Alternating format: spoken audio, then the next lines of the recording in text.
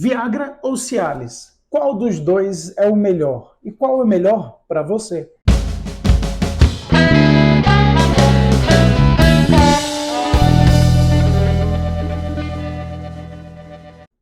No vídeo de hoje, nós vamos conversar um pouco sobre a atuação dessas medicações na ereção, algumas particularidades de uma ou outra para você identificar qual é aquele que se adapta melhor ao que você deseja. Eu sou o Dr. Diego Capibaribe, urologista, especialista em cirurgia robótica, e sejam bem-vindos mais uma vez. Se você gostar do conteúdo, não se esqueça de curtir e compartilhar com os seus amigos. E deixe um comentário lá embaixo, qual das duas medicações você prefere, qual é o que você se adaptou melhor e teve alguma história engraçada com algum desses remédios? Bom, eu vou ler todas as respostas e a gente vai ter um papo bem legal. Bom, antes de tudo, o importante é a gente entender como é que funciona a ereção, o que acontece, para saber como é que o remédio vai atuar lá dentro. Bom, primeiro você tem um estímulo, alguma coisa acontece, uma imagem, um toque, um pensamento, e a primeira coisa que o corpo faz é liberar óxido nítrico. É uma substância que na corrente sanguínea ela vai atuar estimulando a formação de certos mensageiros, como o cGMP. É uma substância que vai estimular o relaxamento de músculos lisos. Quais músculos? Os músculos dentro dos corpos cavernosos e nas artérias que levam sangue para essas regiões. O corpo cavernoso é como se fossem dois balões dentro do pênis que vão se encher de sangue, e no momento em que o sangue vai entrando, ele vai preenchendo essa área e o pênis vai se tornando alongado até a ereção máxima. O sangue vai entrando no pênis, mas ele também vai saindo pelas veias, só que essas veias ficam na periferia do pênis e elas começam a ser comprimidas com a expansão do corpo cavernoso. Então o sangue vai entrando, ele é dificultado para sair e é por isso que o pênis fica tão rígido, chegando a níveis de ereção que a gente chama de ossificação peniana, que é quando existe o maior risco da fratura do pênis. Coisa que nós vamos falar mais à frente em outros vídeos. Então, não deixe de se inscrever para você não perder esse vídeo.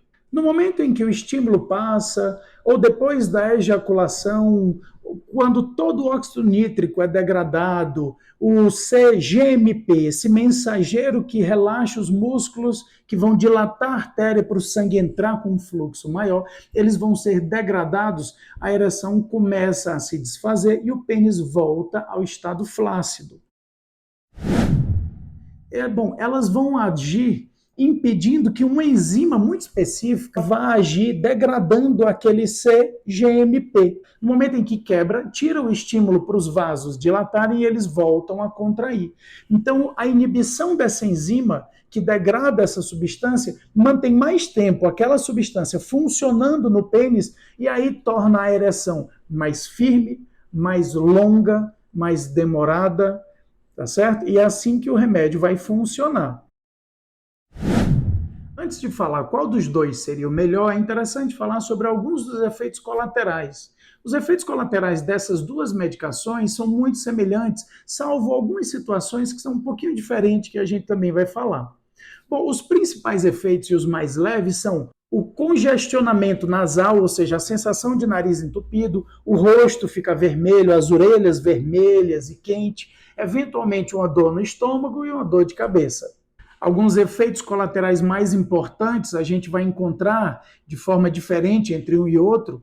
Você vai ver que o sildenafil, que é o mais antigo, que é o Viagra, ele pode gerar também sangramento nasal e, eventualmente, distúrbios visuais, aquela percepção diferente das cores azul e verde.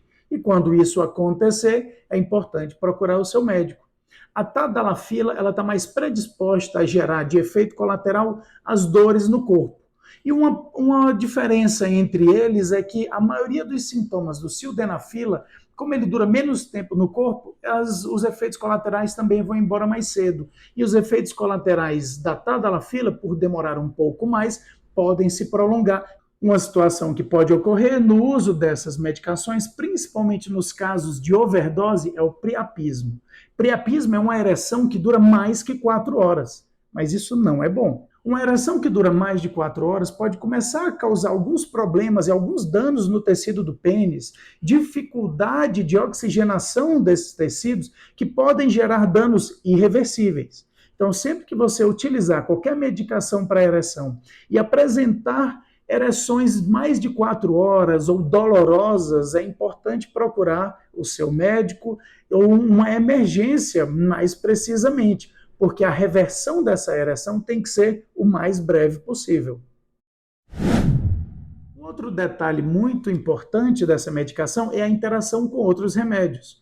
Você não pode simplesmente tomar a medicação por conta própria, sem a avaliação de um médico, porque ela pode interagir com outros remédios, principalmente medicações de uso específico para problemas cardíacos.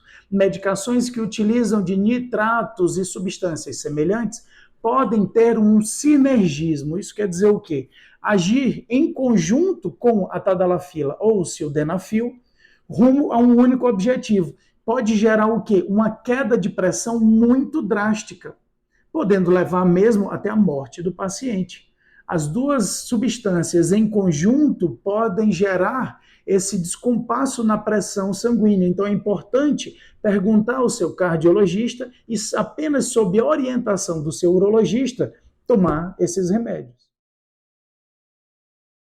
Se você está procurando saber qual das duas medicações é mais efetiva, bom, em geral, as respostas são muito semelhantes. Ambas vão ter efetividade e eficácia em torno de 60% a 80%. Alguns pacientes vão se apresentar mais suscetíveis a bons resultados com uma ou com outra, mas aqui nós vamos mostrar dados relevantes, dados da literatura que podem balizar um pouco a sua escolha. E por que eu estou falando dessas duas substâncias em específico? Bom, são as substâncias mais utilizadas no mercado aqui no Brasil. Em ampla maioria dos casos, são essas duas que estão na cabeça do paciente, na dúvida de qual seria a melhor. É interessante saber também a história da sildenafila, que é a mais antiga, a medicação que deu início a toda essa série, toda essa família de medicações para disfunção erétil. Ela foi testada inicialmente para controle da pressão sanguínea, por isso que ela interage com algumas medicações de uso cardíaco. Ela era já sabida funcionar para diminuir a pressão arterial pulmonar, então começaram a tratar pacientes com hipertensão, mas foi visto que não tinha efeito algum, nenhum efeito relevante, pelo menos. Mas os pacientes começaram a relatar que apresentavam ereções cada vez mais duradouras, melhores de qualidade, e isso chamou a atenção dos pesquisadores. E dessa forma foi descoberta uma das medicações mais famosas do mundo. Bom, alguns detalhes mais específicos de cada uma dessas medicações. Quando eu falar Viagra, eu estou falando do sildenafila. A substância é o sildenafila, é a mais antiga e a marca mais conhecida é o Viagra. Ela tem apresentações de 25, 50 e 100 miligramas. E a atuação no corpo gira em torno de 4 horas. O ideal é que seja tomada 30 minutos antes da relação sexual e principalmente de barriga vazia. Alimentos muito gordurosos podem gerar uma alteração na absorção e no efeito final da medicação. O Cialis ou a tadalafila é uma medicação mais nova e mais específica para aquelas enzimas que a gente mencionou lá em cima.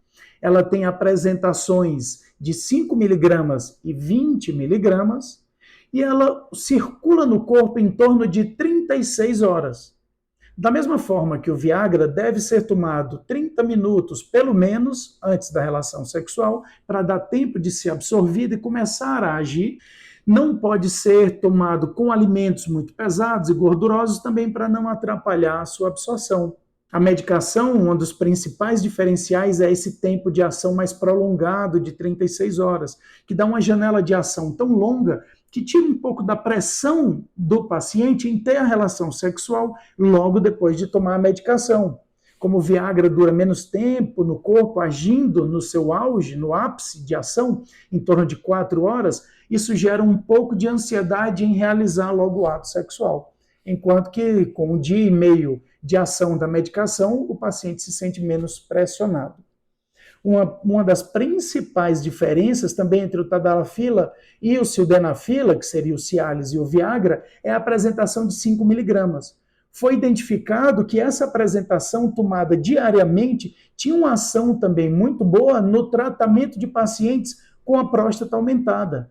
Aqueles pacientes que tinham um fluxo urinário mais fraco, um jato urinário mais difícil de sair, apresentavam também alguns benefícios nesse sentido. Eles não só apresentaram melhora na ereção, como também se sentiram melhor ao urinar, um jato urinário mais forte. Então, pacientes que têm a associação desses dois problemas, que é uma próstata aumentada, com a urina difícil de sair e a disfunção erétil, apresentaram um benefício adicional de resolver os dois coelhos com uma tacada só.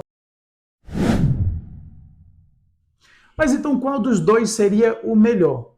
Bom, uma meta-análise, que é um resumo de diversos grandes estudos em um só, avaliou mais de 16 trabalhos envolvendo quase 5.000 pacientes, comparando diretamente o tadalafila, que é o Cialis, e o sildenafila, que é o Viagra.